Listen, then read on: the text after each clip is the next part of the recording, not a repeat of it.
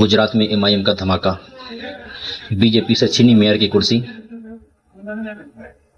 15 सीटों पर जीत के बाद सियासी पारा हुआ गर्म। गुजरात की राजनीति में एक बड़ा उलटफेर देखने को मिला। असदुद्दीन ओवैसी की पार्टी एमआईएम ने ऐसा खेला कर दिया कि बीजेपी के गढ़ में भी खलबली मच गई है। नगर निकाय चुनाव में एमआईएम की 15 सीटों पर जीत और मेयर की कुर्सी पर कब्जा।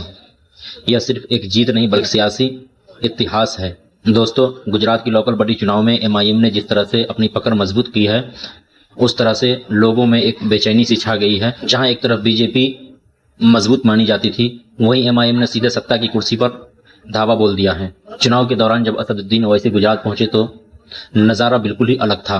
एयरपोर्ट से लेकर जनसभा तक लोगों की भीड़ और लोगों के बीच एक ही चर्चा था कि अब एमआईएम जमीनी स्तर से पूरी तरह मजबूत हो चुकी है।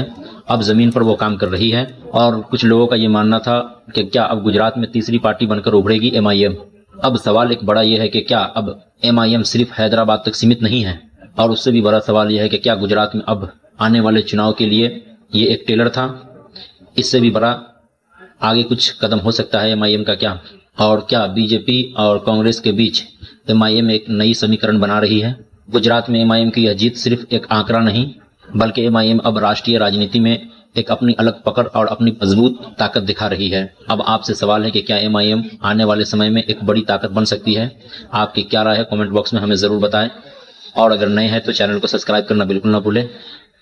और अगर वीडियो पसंद आया हो तो वीडियो को लाइक शेयर करना बिल्कुल ना भूलें। देखते रहिए एसबी वाइब के साथ।